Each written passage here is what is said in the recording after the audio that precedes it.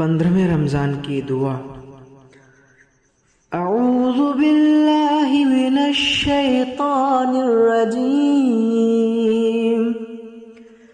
بسم اللہ الرحمن الرحیم، اللہم ارزقنی فی طاعت الخاشعین واشرح فیہ صدری بأنابة المخبتین بأمانک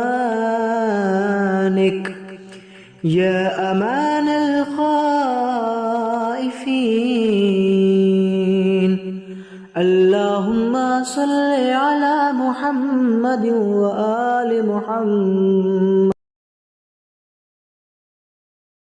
اس دعا میں ارشاد ہو رہا ہے، خدایا آج کے دن مجھے خضوع و خشوع کرنے والوں جیسی اطاعت اور میرے سینے کو مخلصین جیسی توبہ کے لیے کشادہ کر دے۔